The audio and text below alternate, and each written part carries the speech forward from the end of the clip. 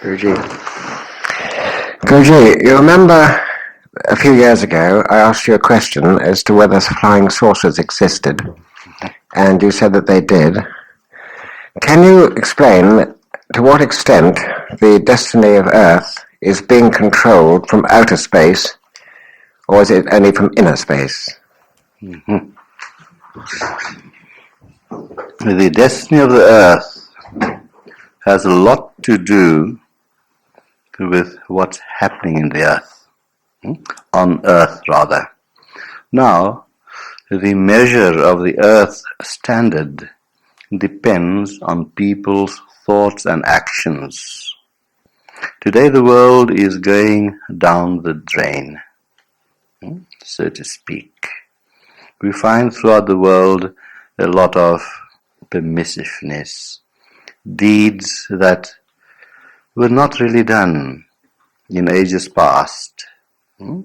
This kind of permissiveness is more terrible than those times in Sodom and Gomorrah or the fall of the Roman Empire. So, we are in a terrible mess. And the collective thoughts of people and collective actions of people form the Earth's atmosphere. Its totality forms the atmosphere, and from a totally spiritual point of view, it looks black, collectively black. Meanwhile, there are people that are really shining, but with the general gloom around, even their light is covered. So, the world itself is radiating a force through all the things happening in the world. Great amount of violence, bloodshed, sexual perversions, and all kind of political intrigues for personal gain. So, therefore, there's a gloom around this earth, and I have said this before, that at the turn of this century, a great catastrophe would occur, which will have not only the destruction of this world, but also it will affect the entire solar system. When the solar system is affected, various other solar systems surrounding it would be affected. The galaxy would be affected. For everything in this universe is connected to each other. Every atom is connected. For example, every thought you think goes as far as the entirety of the universe and rebounds back. That is the position of this world today. Now, that catastrophe can be averted if people become more and more spiritually minded. Now, how does this relate to other planetary systems and the flying saucers, as you have mentioned? How does it relate? Because of the atmosphere that surrounds the earth, it will only attract its like. Gloom will only attract gloom. Now, we are not isolated in this gloom. There are many other planets in this galaxy that are also in the same position. So they, everything being connected, and as the saying goes, birds of a feather flock together. So we are in constant exchange with the forces that are emanating on other planetary systems. So if it is black, our position would become blacker. Because everything in this world is a combination of two parts, the internal and the external. Here, the internal part that creates this condition of the world will attract external conditions which are like that, like those here, and that in turn would make this place more gloomier. So to avoid outer influences, darker influences upon our earth, we have to change all the emanations, the darker emanations, the darker atmosphere. How does one change it? It's by leading people, perhaps in a small scale and larger, to a realization that the destructive path the world has taken today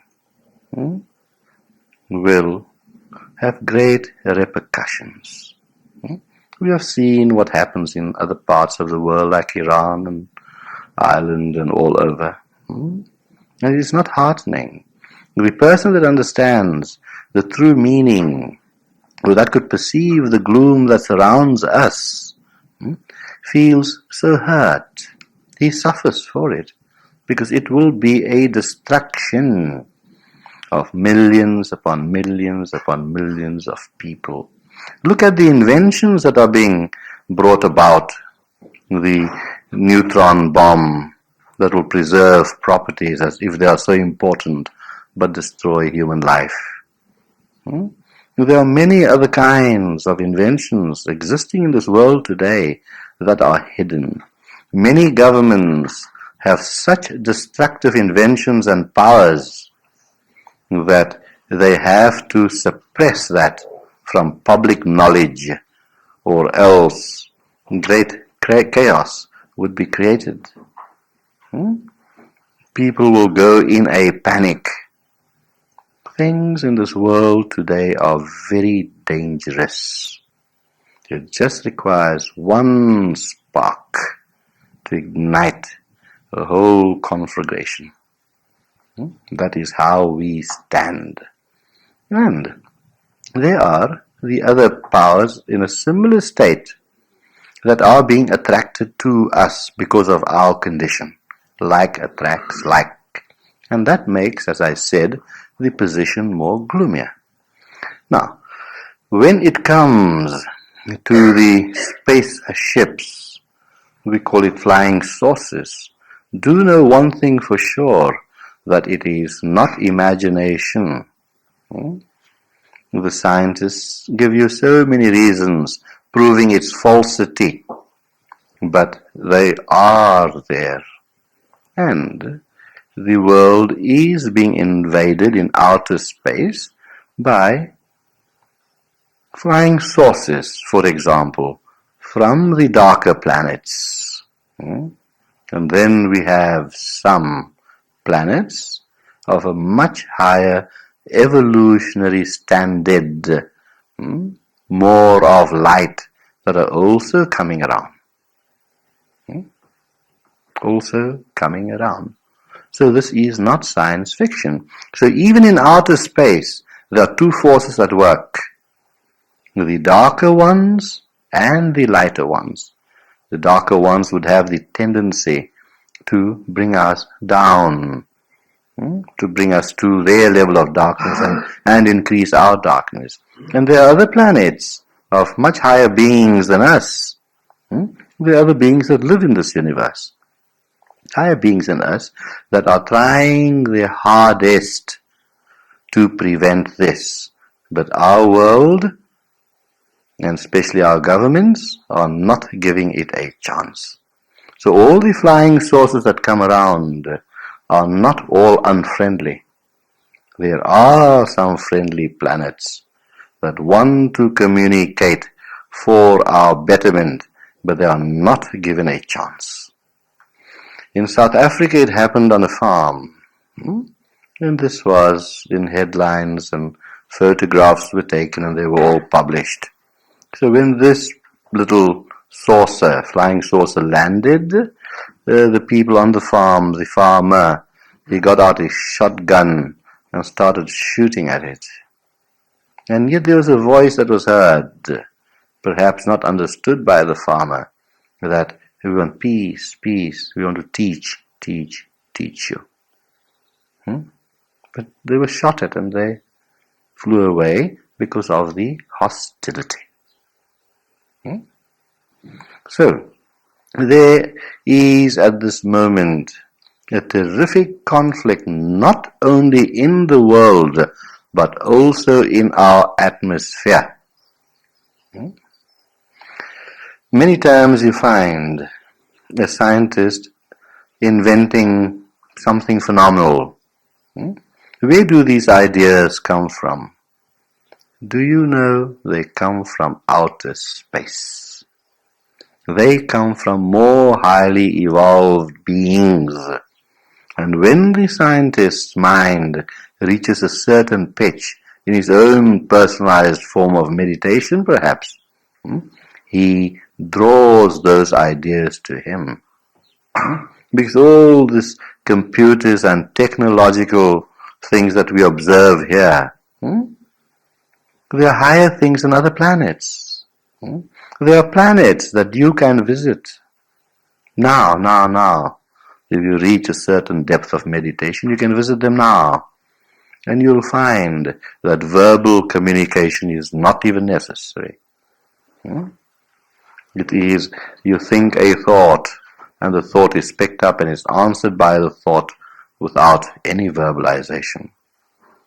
And if this movement progresses far enough and advanced enough, I will just come and sit here and not talk.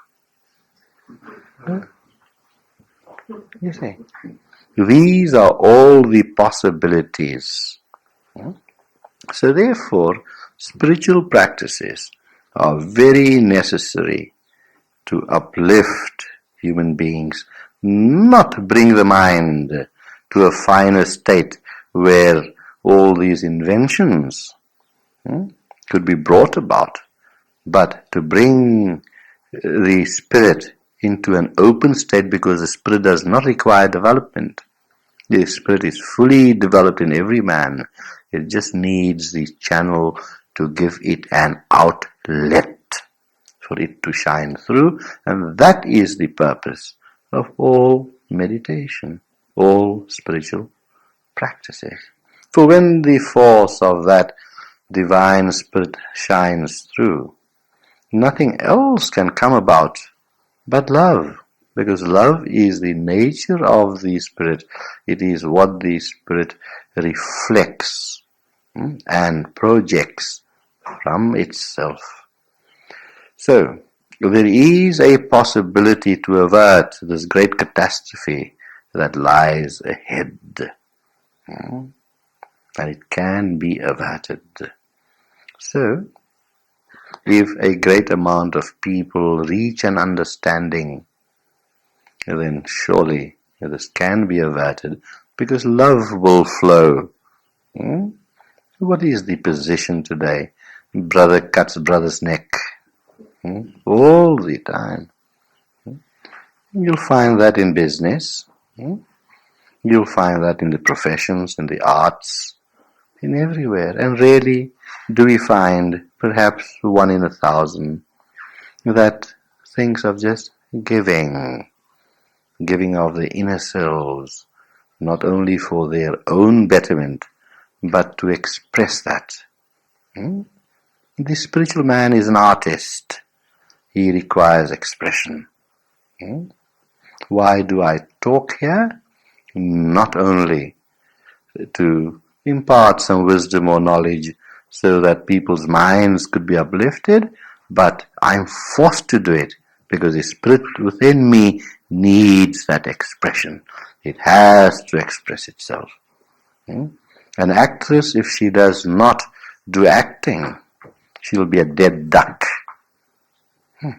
She needs it. It's in her. She has to express. The businessman has to express his business talent. Most of them do it dishonestly, and you have a lot that do their business honestly. And likewise in professions. And doctors, for example, when they take the Hippocratic oath, they promise to serve mankind. I had a friend when he was studying He said, oh, when I qualify, I will serve humanity. But when he heard the tinkling of the coins dropping in, he forgot all that. And his fees were about the highest in the town. You see. So that is how people start off with some intention, and then it degenerates into self-possession, self-lust, self-this, self-that, I, ego.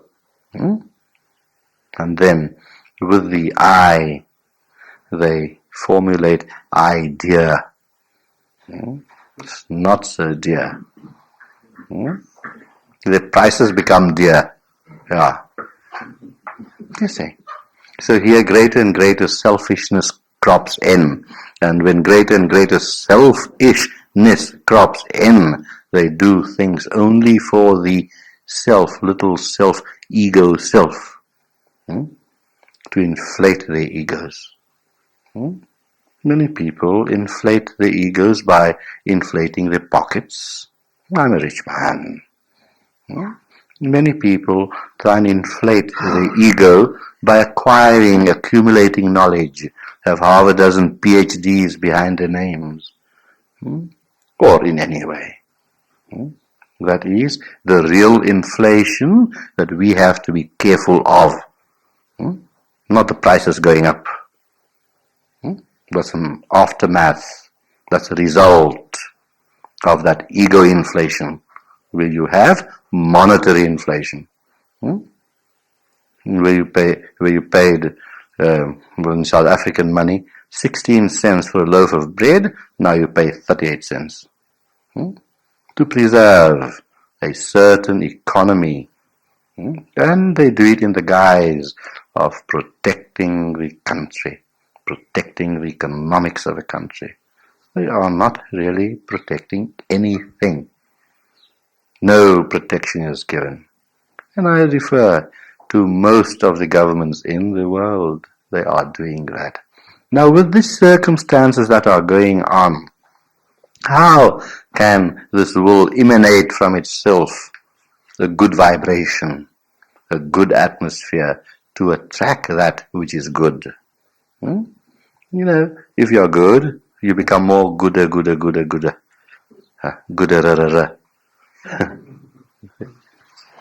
Yeah. So, when man's mind is turned more to the higher aspects of life, then he will really start living. Today, man is just existing for his own personal aggrandizement. In all the professions, even the gurus. You'll be surprised how they compete with each other. Very seldom you find some gurus praising another guru. I know that. I go around and I meet them all. And you'll be surprised to hear how I hammer them. Because I'm afraid of nothing. I want nothing. It's not a piece of bread and finish. That's all. The body has to survive. Yes, they build all these movements in the name of God so that millions and millions are thrown into the coffers. And what do they do with it? If gurus can do that, what about the governments? Spending billions and billions on sending a spaceship to the moon, what has been achieved? Why not those billions helping the poor, the needy, the lost? More money spent on useless factories that serve no purpose, really speaking, from its basic point of view. More money has been spent for that than building churches and temples. What do you find today? Churches and temples become emptier and emptier and emptier because man's mind is diverted more to the material side of life rather than the spiritual side of life. So, to avert the catastrophes, man has to progress and have a viewpoint towards the spiritual side of life, which does not mean neglect the material side. I've said during this course, or chatting to someone, infuse that spiritual self of life into the material side of life, so that material side can be uplifted to the spiritual. Bring divinity down to earth and uplift the earth, and it happens automatically. That is the machinery. But the world is straying more further and further and further away from that ideal. Spirituality must never be a dream or just a concept. This has to be practical. Otherwise it's of no use. I do not want to believe in a God if I can't bring him down to earth with me. Such divinity I do not want to partake of, because it's just a pipe dream. I must do something whereby I could bring that divinity down to earth, and by doing that, everything that I would perceive would be perceived in its divine form, for everything is divine in itself. Now, when man sees divinity in everything around him, then all these cold wars and exploitations of the poor will cease to exist. And by doing that, a greater economic balance will be on earth. Today they're trying to find economic balance by the sword. You be careful, country so-and-so, because I've got the atom bomb. Or the nuclear bomb. If you don't behave yourself, I can explode it. They're implanting fear into the minds of people, into the minds of rulers of countries, instead of love. See how wrong we are. We're doing it the total wrong way around, away from what man is really supposed to be. Man is divine. He has not to look for divinity somewhere up there. It is here and now. Here and now. For example, I'm speaking through this mic. Now, what force is there that amplifies my voice? They would say machine. Fine, accepted. That's an intermediary. Then goes to electricity. That empowers the machine to empower this mic. Fine. What is electricity? They say, sorry, we don't know. So there are so many powers on earth that can be harnessed, although we don't understand them. But we can understand the result of the utilization of this unknown, indescribable, inexplicable power. And that is what spirituality is all about. If I sit down and someone serves me a nice bowl of soup, very palatable, very tasty, I'm not interested, what all went in there. It is nice and palatable and I'm happy. So, if divinity is appreciated and enjoyed, we don't want to know what that divinity is. Because your mind cannot know what divinity is. Impossible. You cannot know. Small mind could never comprehend that which is so infinite, it is beyond comprehension. But by spiritual practices, even if we don't understand it with the mind, and by infusing it in the mind will view life in a totally different, loving perspective. The greatest need in today's time is love. And that is what Buddha taught, Krishna taught, and Jesus taught. They taught only of love. Yes, but who listened to them at that time? They even crucified him. Who listened? Who listens? What's wrong with this bloomin' world? I can't understand. What's wrong with it? All these great sages have come. Great incarnations of divinity has come. And they spoke and taught and taught. With what result? Nothing. Now, what can we conclude from this? We can conclude from this that in the continuum, vast continuum of this universe, this little planet has to remain in this state of a certain amount of evolution.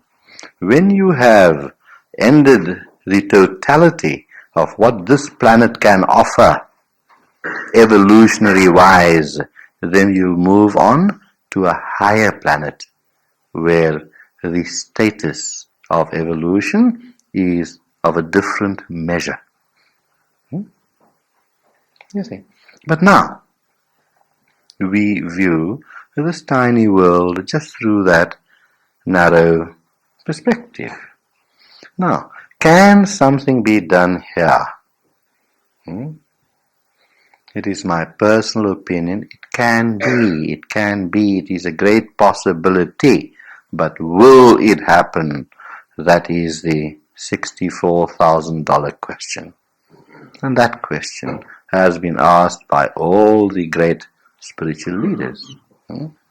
So, if we can't improve this world collectively, one thing is sure, that man can improve himself individually in spite of the circumstances or the environment that he is surrounded by. So here from a worldly level of evolution, we come down to individual evolution. And man has the ability to bypass all the other planetary stages of existence and right to divinity. Man has that ability. You see. So, we don't need to go from this planet to a more highly evolved planet and still a far greater evolved planet. No. There's a straight hotline to the big boy himself. Yeah, you see. Right. So, now, everyone has not been given that to change the world. All reformers have come and gone. And instead of leaving us reformed, they've left us deformed. Yeah. Still, we are limping along spiritually. But out of that, some do arise that finds that divinity and that peace. And that person can draw all the influences of other more highly evolved planets, and thereby he reach that state of total peace within himself. This world will never be at peace. There is no such thing as a golden age. Because as people develop and move out from this side, lesser developed beings move in from the other side, because we are in the middle or a section of this vast continuum. So, the suffering of man can be stopped by no government. The suffering of man can not be curtailed or altered by any power that be. Suffering of man can be alleviated by himself. Man has to work on an individual basis to find that peace within himself. The peace that passeth all brain work, all understanding. You see. So, it is true that there are other planetary influences affecting this earth. It is true that there are many other beings that are trying to contact this earth. When you see these pictures like Strange Encounter, what is it? Close Encounters of the Third. Well, it's regarded to be science fiction, but it is very true. Years ago when Jules Verne wrote of flying machines, it was regarded as science fiction too. But today it is a reality. Those science fiction writers, some of them, like H.G. Wells, were inspired people. They could see into the distant future and write about it. So the point is this: all these things are true.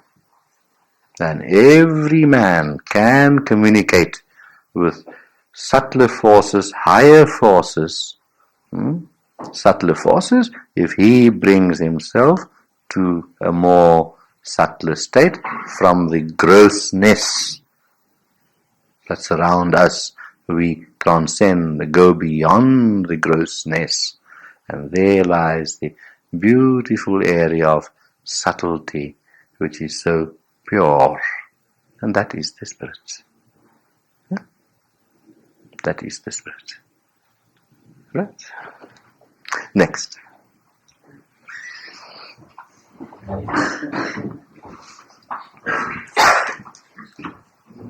Raj, could you tell us something about your latest visit to India?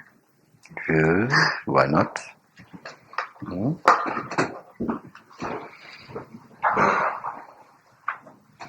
Firstly, why did I go to India?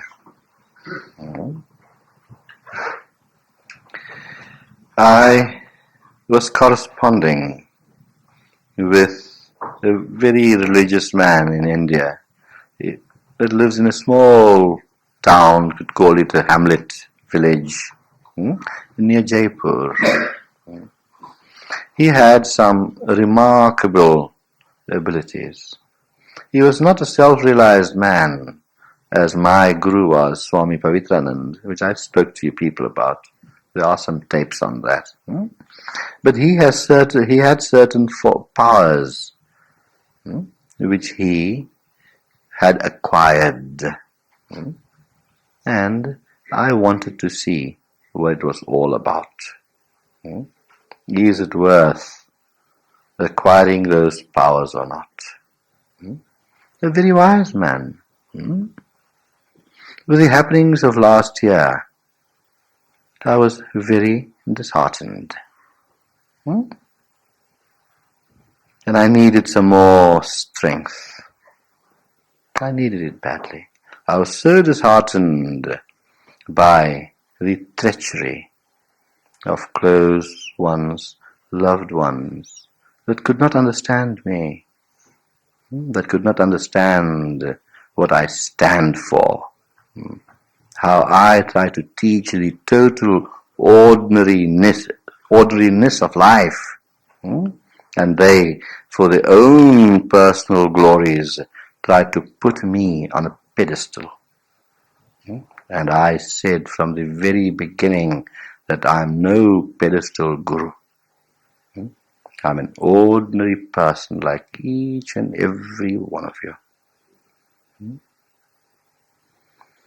The difference between you and me is this, that you know a certain thing. You know of a certain thing. I have experienced it. I've realized it. That's the only difference. And after reaching that, after having those realizations, then you become ordinary. I'm not a monk. I'm not a sannyasi. that goes around in ochre robes. That may be a stage I might have passed in previous lives. The whole goal of life is to reach the stage of sannyas, total renunciation, and then come back to the world. That completes the circle. But when you come back to the world and live ordinarily, remember there is a difference. An animal is happy, and a realized man is happy. Neither of them have any problems. But what a difference. His happiness, the animal's happiness, is because of non-consciousness and ignorance, while the realized man's joy and happiness is because of realization and knowledge, not ignorance. Yet he comes back to that stage again of being ordinary. I've always been teaching that we need teachers that are ordinary, that have the courage of their convictions to get off the pedestal, where they demand worship. I want to be ordinary. What I demand is love and friendship, the devotion of friendship. We hold hands with you. Let my heart penetrate your heart and feel the beauty and joy. And this is the real initiation, where heart contacts heart. Initiating you into various techniques. It is just a tool. It's an instrument, a clutch that you hold on to. That helps you. You stand in the bus is full, so you have that hanger type of thing that you hold on to so you don't fall. That's all what techniques are about. But the real thing that takes you from one place to the other is not that which you are hanging on, is the bus, filled with the energy of petrol, gasoline. Right. So, it's not the techniques that you need so much. It has its value to keep you on the path. Practices. You have to practice.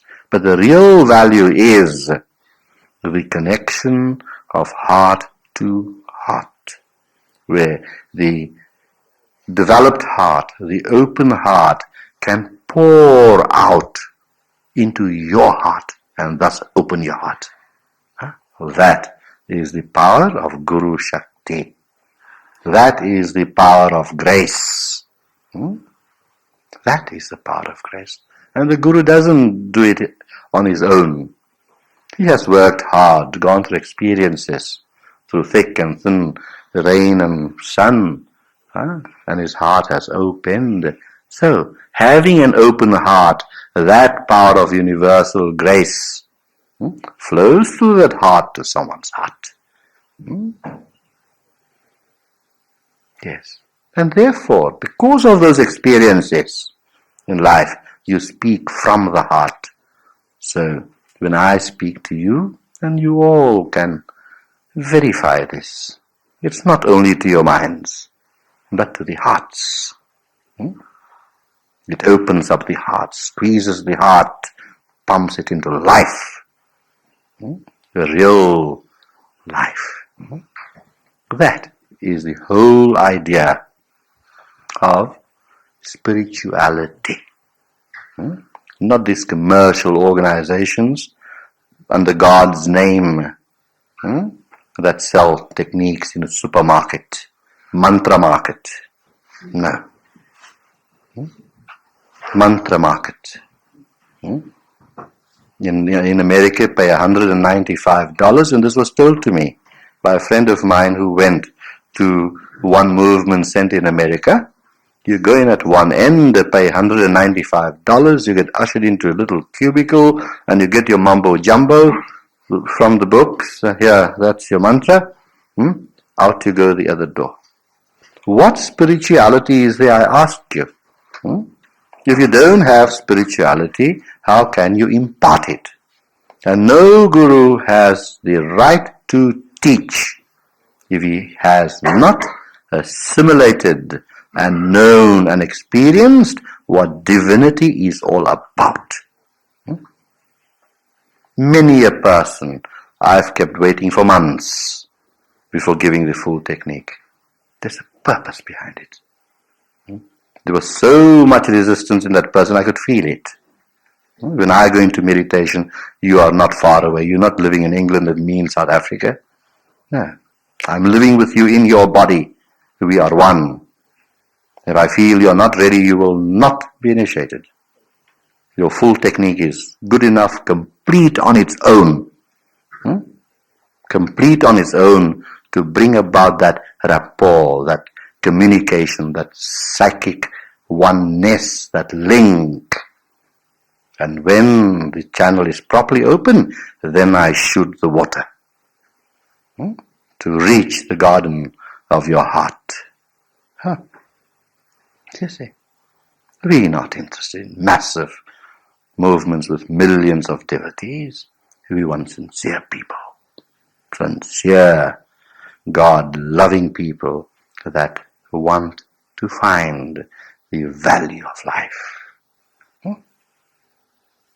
Yes. So, as soon as, even in the prep technique, a preliminary contact is made, there is some difference happening already. You are drawing through an instrument which I am, that universal grace. For I am none but an instrument. I'm like a piece of wood, as I've said before in an analogy. A flute, which is of no value on its own. Divinity blows through it, and it's His music that brings joy to others. I'm just a flute, pressing my fingers. That's all. And that is also His grace that makes me press the fingers at the right places for the symphony to be sweet. So I'm no different from you. None at all. But your flute is blocked. By your little ego self and all the karma and blah, blah, blah that you have. So that blowing by divinity, that air, that wind that passes through, does not go through. For everyone is a guru unto himself. Everyone is. Everyone is a divine being. But only those blockages are there. Sanskaras. That prevents. You see. Now, these are the things I've learned through a lifetime, perhaps many lifetimes, who knows. Perhaps willfully I want to be born again and go through many, many more sufferings. Perhaps those are good for others. Perhaps from it something can be learned. Honesty can be learned. That be. Don't assume to be. Just be yourself. If you're a womanizer, be a womanizer. But see divinity in it. If you love taking your scotch, take it. But regard that scotch to be divine too. As long as you don't harm anyone. All these do's and don'ts, we were discussing it earlier this evening. All these do's and don'ts,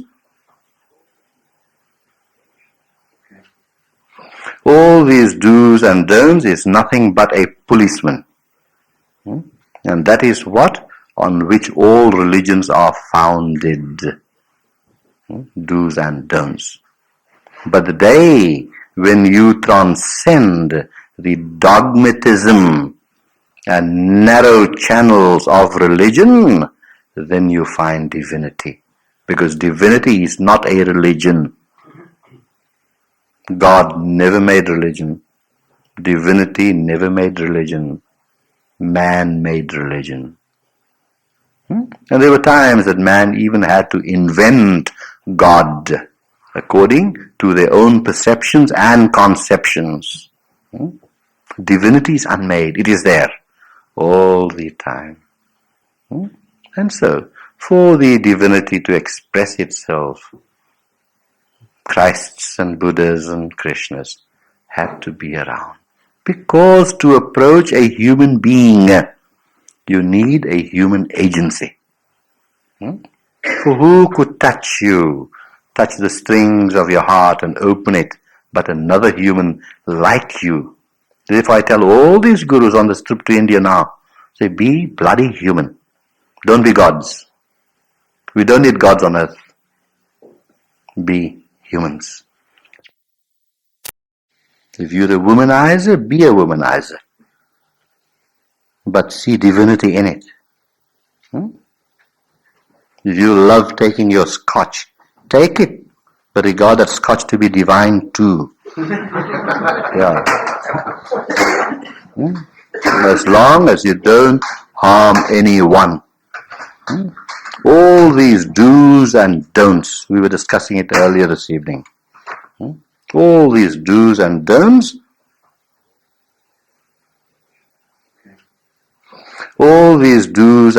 is nothing but a policeman. And that is what? On which all religions are founded. Do's and don'ts.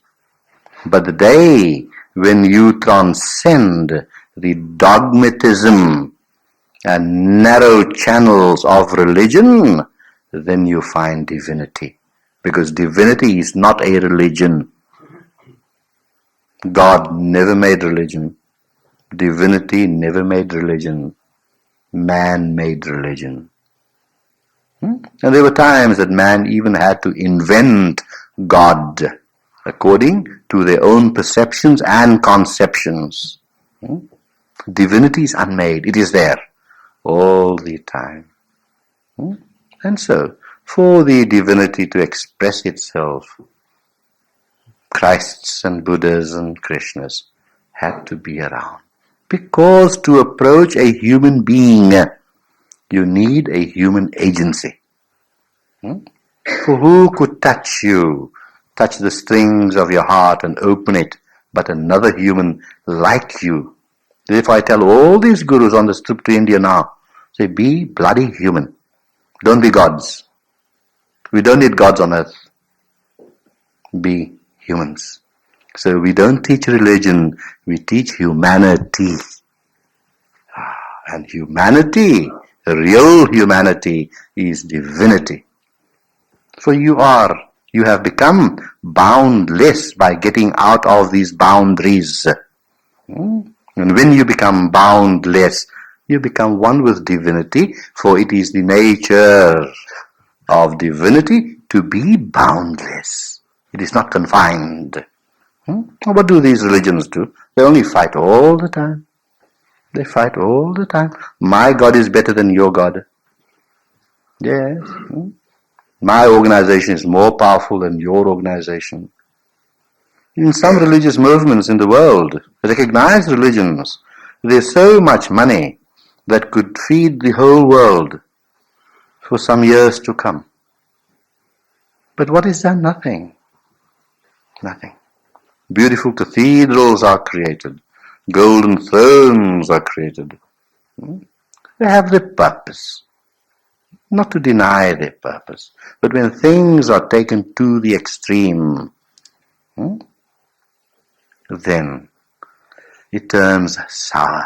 The real purpose is lost. You go into a cathedral, and there are very few cathedrals today, or churches, where you find that purity of atmosphere. It's lost. It's lost. I know a young man chatting to him. I said, you go regularly to church. You must be very worshipful. He says, no, Guruji, I must confess to you. I go to church because I know a girl that goes to church and I'm interested in her. So I go regularly. You see how things have degenerated. Huh? Things have degenerated. The meaning of communion, the wine that is served, huh? The meaning is lost. Actually, all the balance that's left over, the minister has a nice time afterwards. He has to sleep in the afternoons. Degeneration. It doesn't happen in every case, of course. You have the exceptions. But that is what it's all about. Because the idea of humanity is lost. Now I have one idea. It is this. We want to fill the churches, not empty them. Be of whatever denomination, be of whatever religion, it serves its purpose. And people at a certain evolutionary level, they need this policeman with a stick. Like I always say, you're a good driver as long as there's a traffic cop behind you. So you won't speed, you'll stop at all the stop streets, you won't skip a robot because there's a traffic cop behind you. So religion can be a traffic cop. And good. Right, there has to be control. But the real spiritual path is to have known all religions and to go beyond all religions, beyond all the narrow confines, for there only divinity is found. In religions, a conception is found. In divinity, a reality is found. Now, these were basic things I have come to realize. These are my realizations. There were certain things in the workings of the world which seemed so unnatural to me. And I wanted to understand them. I wanted to understand why people want to attain certain psychic powers. What makes them want to do that? By mind, one can analyze that they want to gain power over someone else, or material things, or this, that, or they want to levitate and all that. What help is there? Now this man, Sri Ramapuri, Swami Ramapuri, that's his name. And I wanted to see him. Good. And meanwhile, the other reason was this, that I felt a bit disheartened. I was in despair of the things that happened last year, and I wanted to get away and be in a total holy atmosphere with holy people. And the message that I gained from Swami Ramapuri is this, that although I've gained some powers, and being with him, I gained them too. There are a lot of things I can do on a psychic level which I was not able to do before. But he warned me, and I realized it. They are of no avail. They are of no avail. They'd be good if you want to do these things, materialize ash and, all these kinds of things. You can do them now. I learnt it. But do not try it. You lead man astray. You will not lead man to divinity. Because when things went wrong, I thought, wait a minute, can't I go and do these things, and what for? That was the desire that crept into my mind, an evil desire. Let me do some miracles and bring the whole world, make BMS, 55 million people in England. What a fruitless desire. What's it going to prove? Someone is blind and I cure the blindness by touch. What is actually going to happen there? I have only temporarily shifted his karma. Only temporarily shifted his karma so that he would have to pay for it in another life. Perhaps not in the form of blindness, but in some other form, if not a worse form. The only person that who is blind and who a spiritual being should make to see is the one that has paid off his karma, and there's just that little left that you can alleviate. He you make see. And that's what Christ did. We read the Bible, we study the scriptures. There are thousands of blind people on earth. Why do you not make everyone see? Therefore I call Christ one of the greatest teachers on earth. Why did he not make everyone see and just a few? Those few to whom he gave eyes were ready for it, and they would not have to carry that karmic debt over into another life and pay off with compound interest. You see. Now these things I learned. But having known reality and having known truth and having then learned these psychic powers, I will never use them. I would be doing harm, unless it's a cause which is now karmically just right for that person. Little minor things, nervous troubles, blah, blah, blah. If you touch a person, it's all okay, fine. There's a minor things which can be done. But when it comes to major things, I learned there how to get buried underground without any air and survive. I did for 5 days. You see. But of what use, what am I going to try and prove by it? Guru Raj, Ananda Yogi, the great yogi, huh? Bullshit.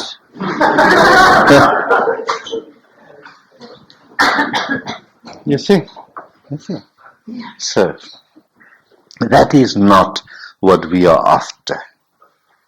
What we are after is to find reality, to find divinity, and that is my message to everyone. So, I learned all these so-called miracles. And there are no miracles really, it's an understanding of certain subtler laws, which anyone can. Anyone can. But they are of no use whatsoever, because that very study that I've done, and if I should put it to practice, will bring me down spiritually. I'll be involved with ego. I can make you see, I can make the deaf hear, I can levitate. No good, you see. So the aim of life is to find divinity, and that only will bring you peace.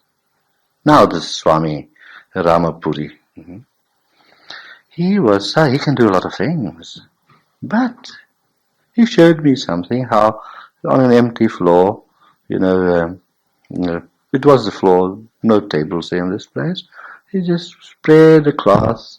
What would you like to eat, my friend? I say, seeing that your name is Ramapuri, I want some puri.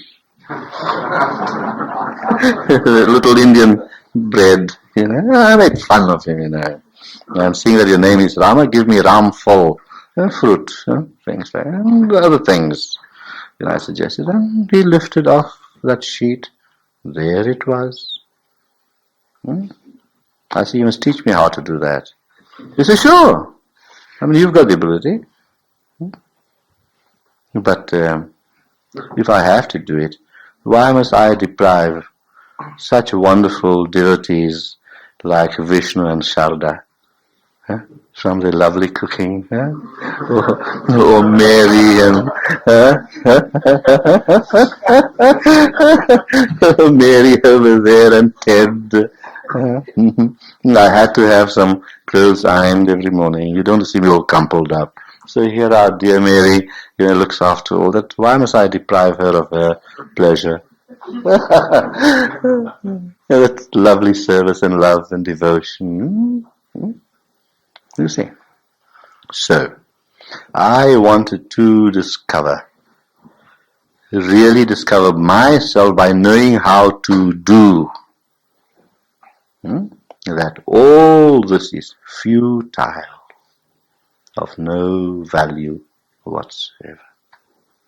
You see, that's the lesson I wanted to learn, and I've learned it.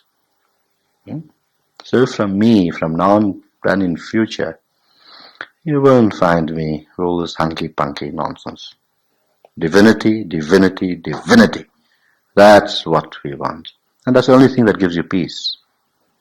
And happiness and joy, inexpressible joy, bliss, ecstasy.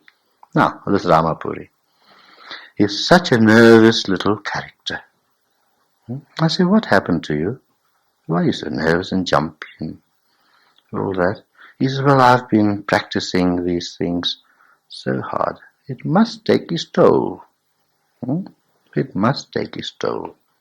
Here, even in the West, we have read of this one lady I remember reading in Psychic Discoveries Behind the Iron Curtain, something like that, where they have experimented with all these things, and there's some woman that could, just by thought power, separate the white and the yellow from an egg.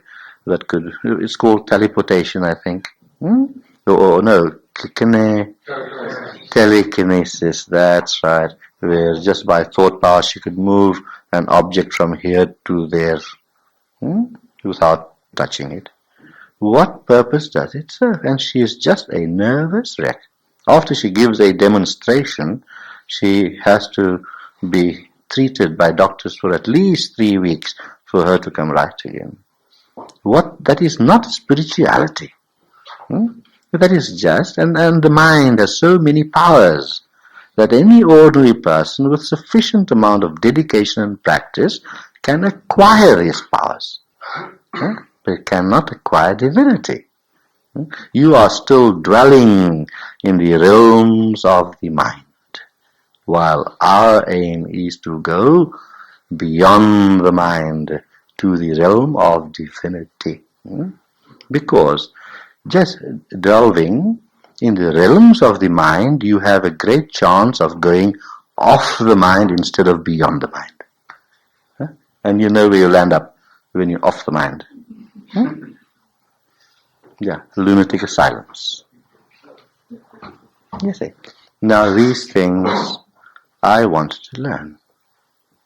I learned them, but at the same time, having that spiritual backing, I felt that it is totally futile and wrong. And that was my purpose of going to India. Yeah. And then, of course, I went to Sai Baba and stayed a month with him. And then with his producing ash vibhuti. I say, what is all this? He says, you got to give something to people. I don't know if I should divulge the private talks. I can't go very deeply, but just a little idea. He says you got to give something to people so that they could have faith in you. I told him, is that not artificial faith? Is that not artificial faith?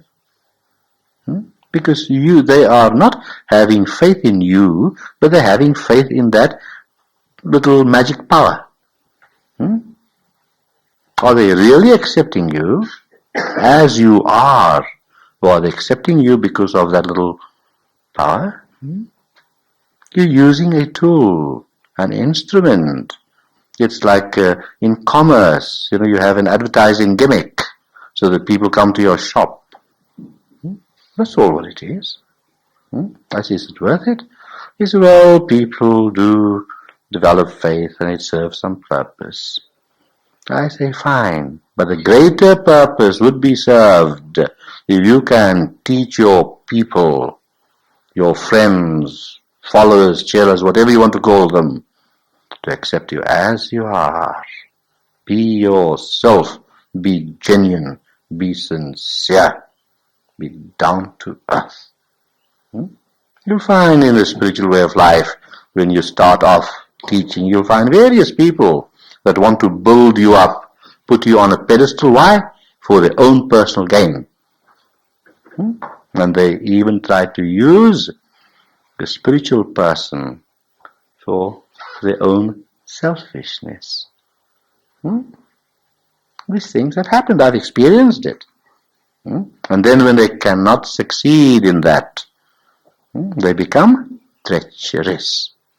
They take small little things and blow it up beyond proportion, little molehill into a mountain. An act performed so innocently and truthfully for the purpose of helping someone of his or her personal problem. They blaspheme you, they call you a lecher, they call you this, they call you that, they call you all kinds of things. You see? Now, that's why I got so fed up. I said, come on, we can get some damn power. And I regret that anger. I regret it so much. I started regretting it so much. So you see, we are gurus that are also subjected to some anger, to some shortcomings.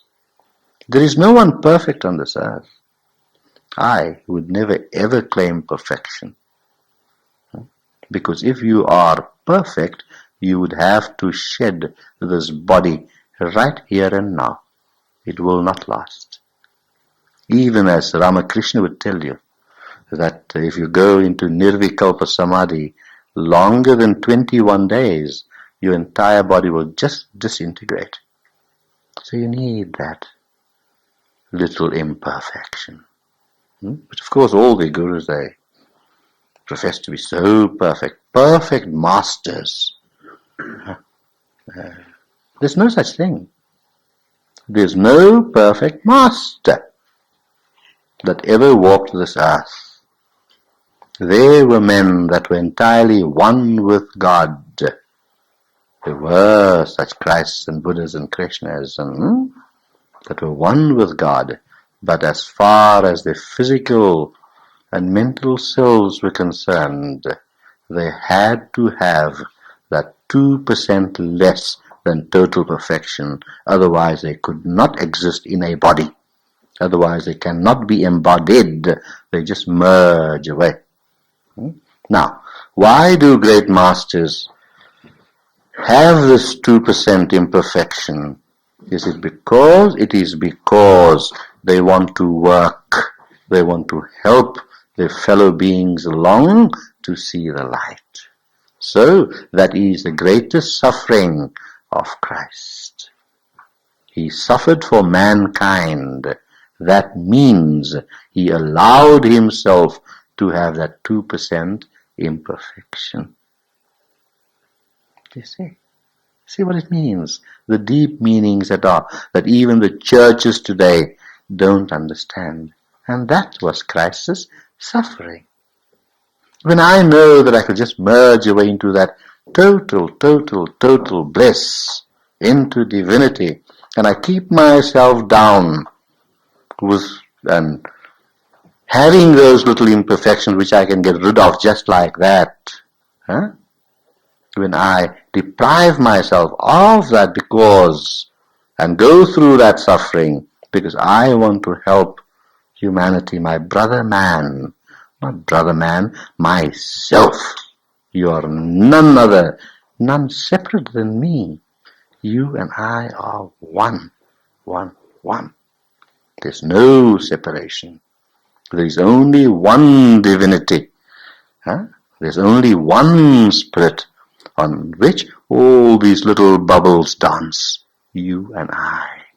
Same water. But because of the currents in that divinity, these little bubbles rise up for a few seconds, but to subside again into its original source.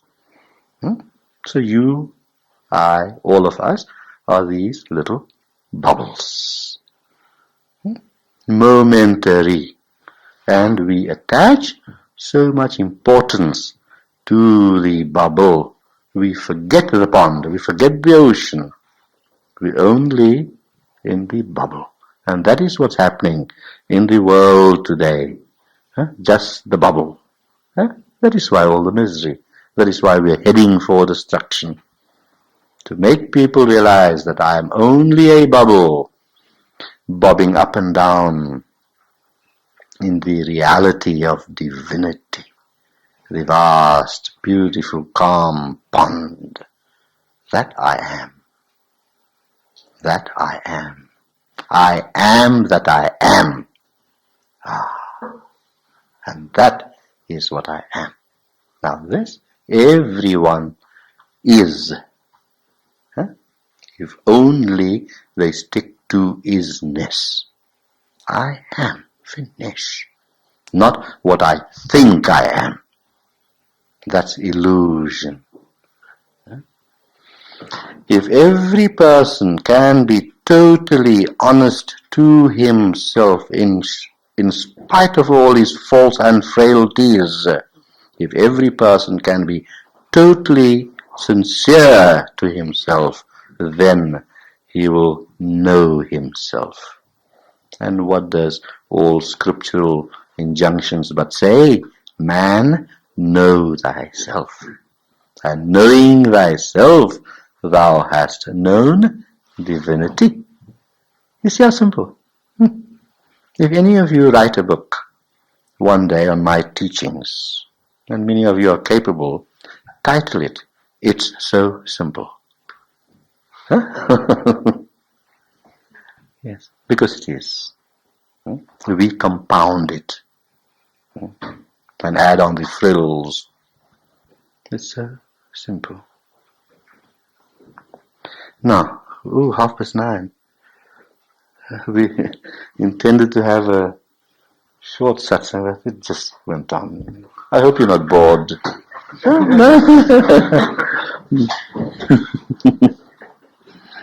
Yes. Like this minister. He gave a sermon, then he asked the great American humorist, how do you like my sermon? So Mark Twain said, oh, it was like peace and understanding. Right. It was like peace and understanding. It was so good. So he could, I'm flattered, he says, could you explain that? So he says, yes, it was peace that passeth all my understanding. And then he also said it was like mercy. It was like God's mercy. I thought it would never end.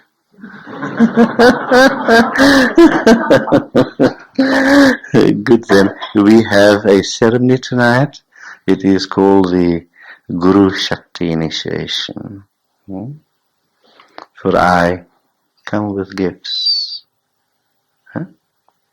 and transfer a little that I have to you, so your lives can be more happy, more peaceful. A little bit.